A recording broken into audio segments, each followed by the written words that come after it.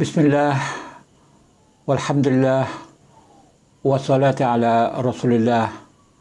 Wassalamualaikum warahmatullah. Saudara-saudari, para penonton yang dihormati sekalian, malam ini saya ada tajuk yang agak pelik. Tajuk hukum makan daging gajah. Ya.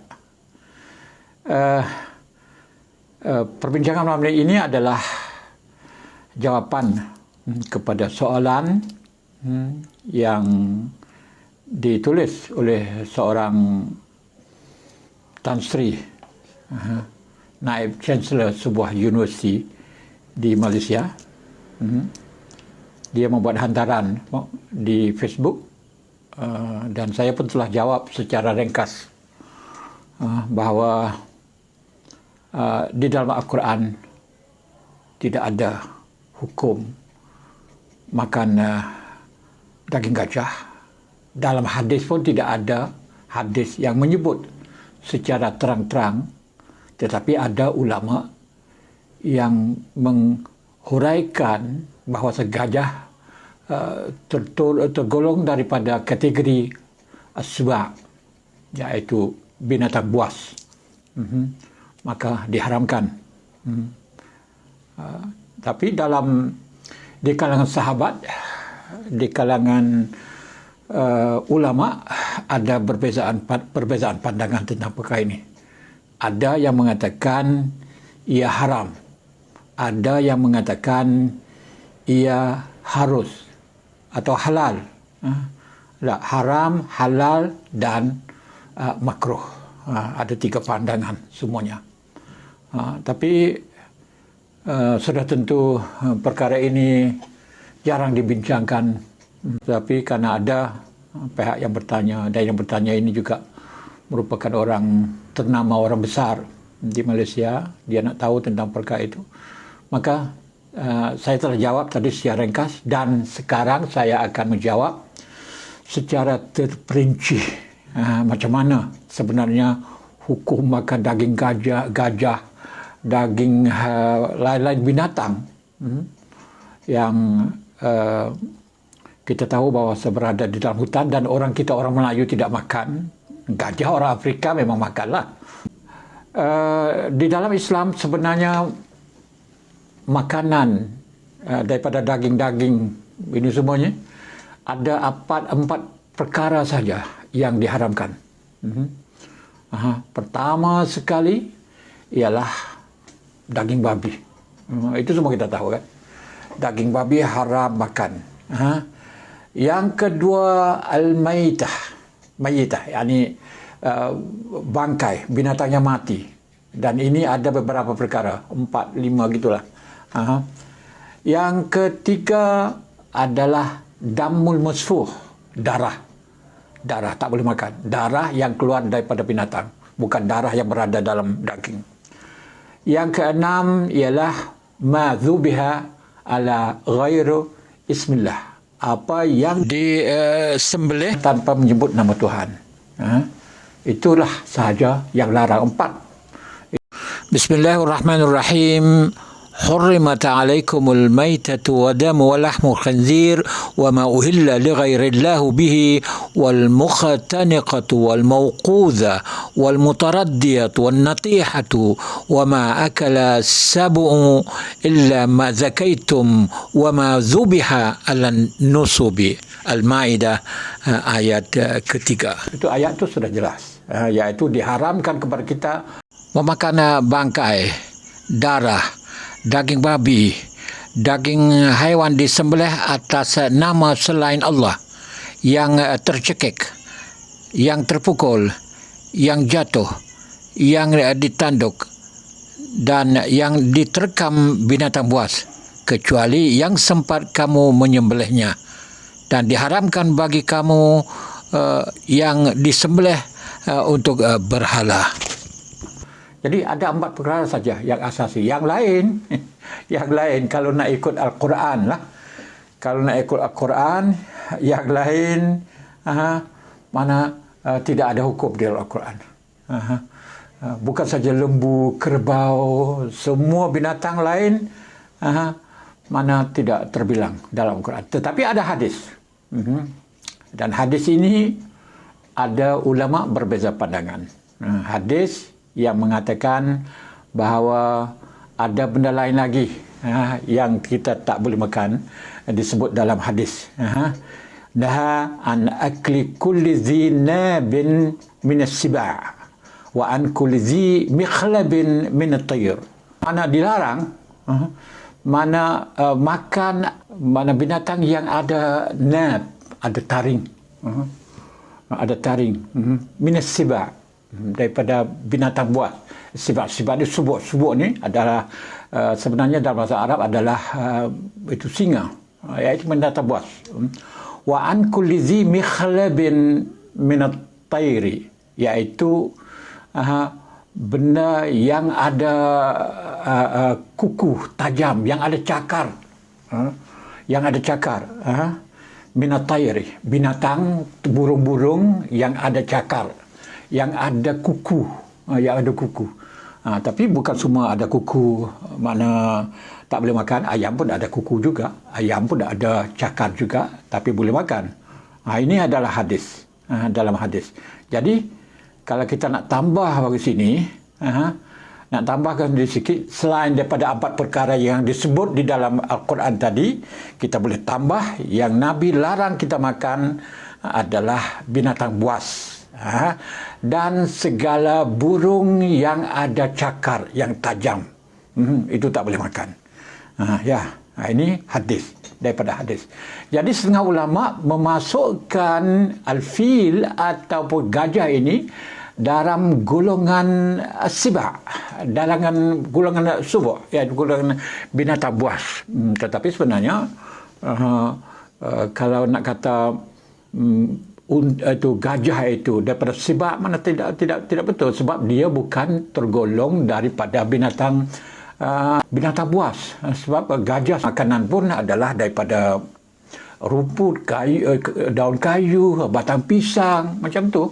Tidak seperti dengan singa, harimau, yang itu memanglah daripada hayawanat al-muftarisah, binatang-binatang buas, binatang yang makan itu, makan orang juga. Tapi gajah tak.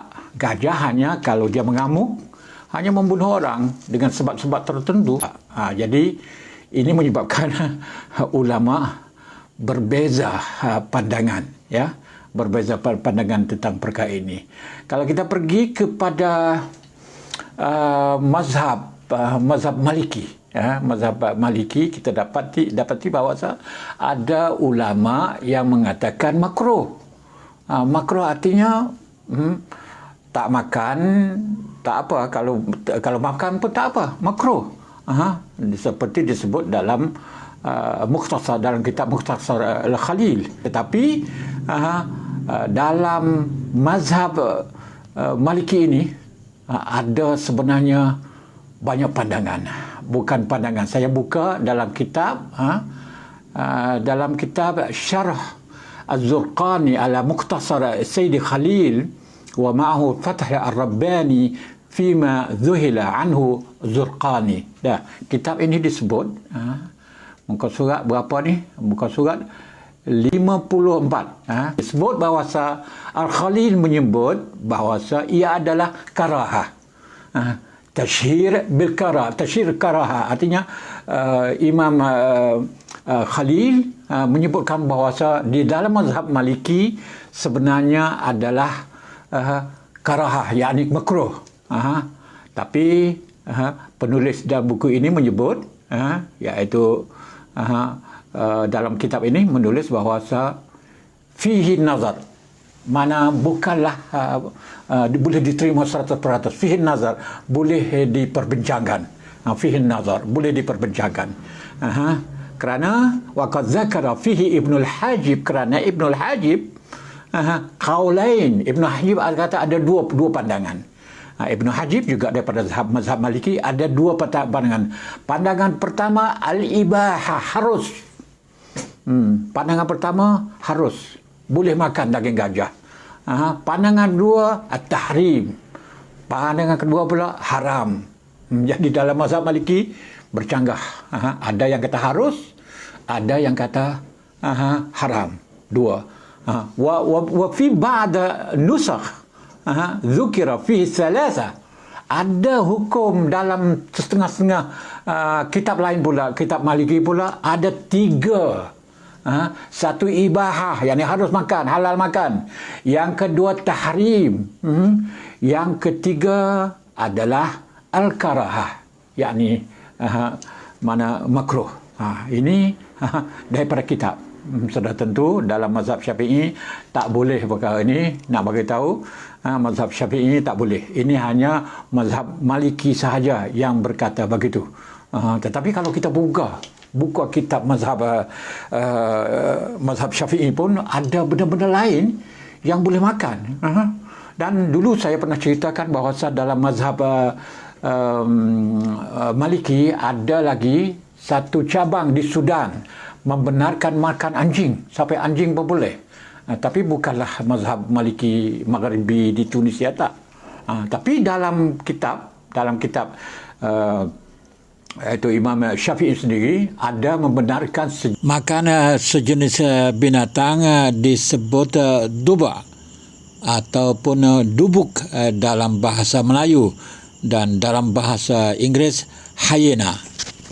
Syafi'i berkata dalam kitab qala Syafi'i rahimahullah, akhbarana Sufyan wa Muslim an Ibn Jurayj an Abdullah an Ubaidillah bin Umair قال الشافعي ولحوم الضباع تباع عندنا بمكة بين الصفا والمروة لا أحفظ عن أحد من أصحابنا خلافا في إحلالها.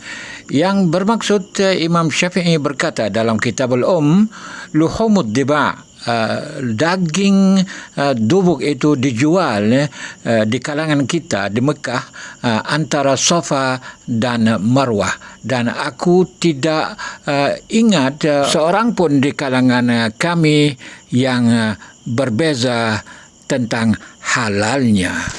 Maksudnya daging dubuk itu adalah halal pada pandangan Imam Syafi'i dalam kitab Imam Ahmad bin Hanbal pun menghalalkan makan binatang buas yang dipanggil doba atau dubuk dalam bahasa Melayu itu. Tapi Abu Hanifah mengharamkannya, dan Imam Malik pula menganggapnya sebagai makruh.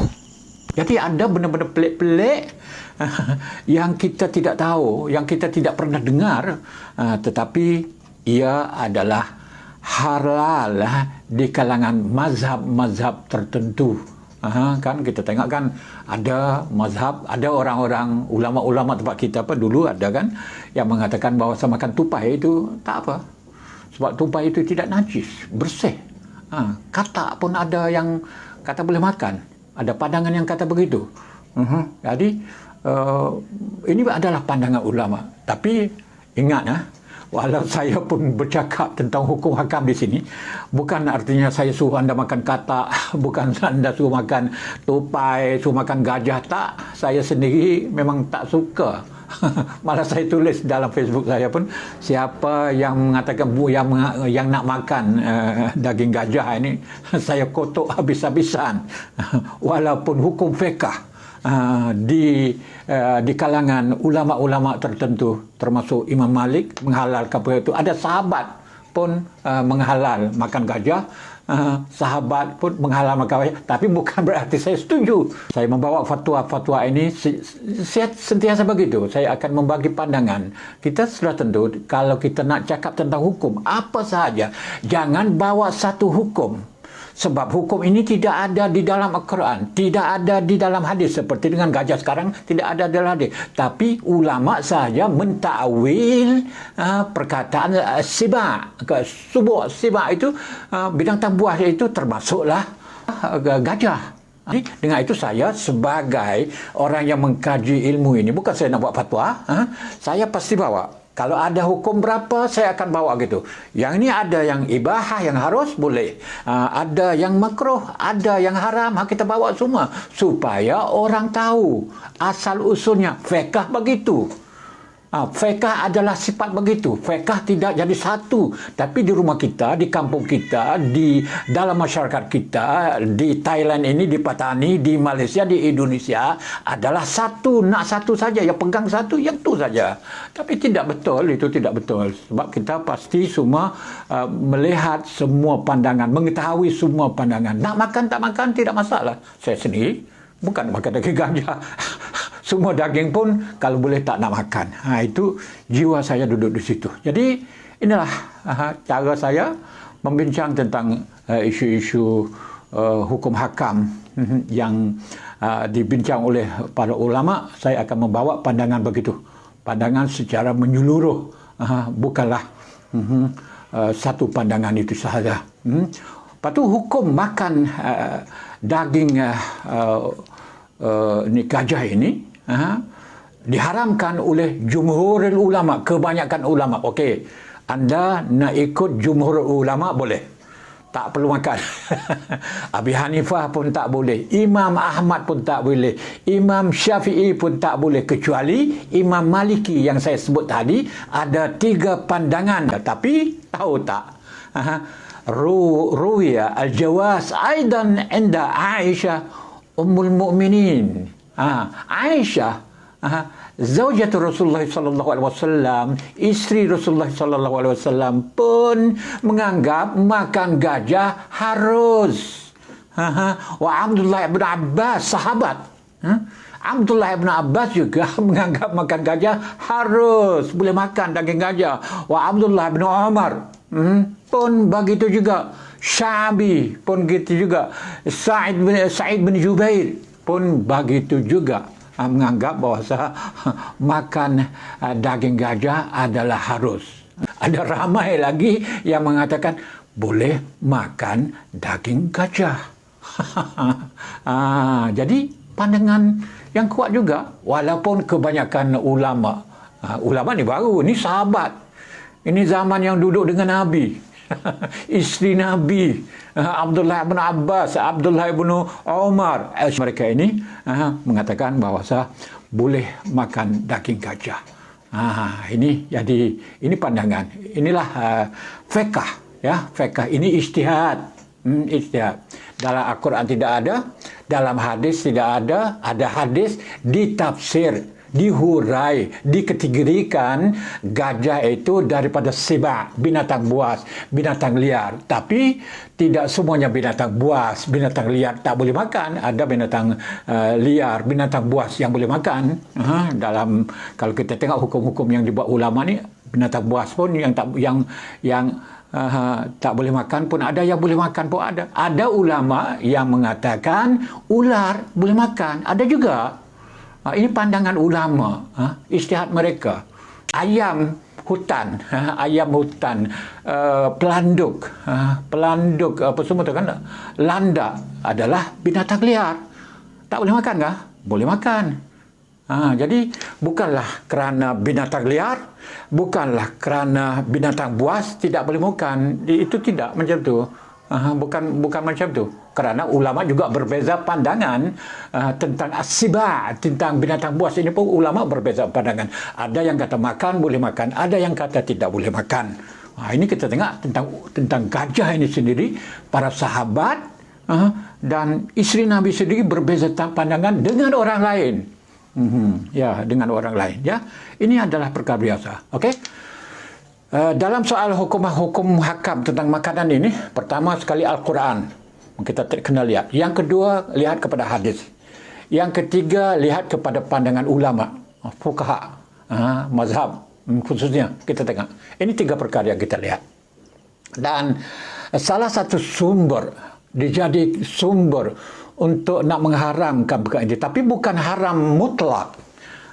Kalau ijtihad tidak jadi haram mutlak. Kalau ijtihad, kalau tafsir Al-Quran, qiyas, atau buat macam mana pun, bukan seperti Tuhan sebut 100%, tapi kita takwil gitu, kita kata begini, kita kias begini, begitu juga dalam hadis. Kalau kita takwil hadis tu gini gitu gini ini dipanggil ijtihad, artinya tidak mu'tamad. Tidak mu'tamad. Ya. Jadi Anda boleh menolak, boleh menerima. Sebab itu kita lihat bahawa pandangan ulama berbeza tentang banyak binatang, kura-kura. Bagaimana? Penyu bagaimana? Ibu penyu tak boleh makan, tapi telur boleh makan. Kura pun begitu juga. Ini pelik, ganjil, ya. Macam mana itu tu?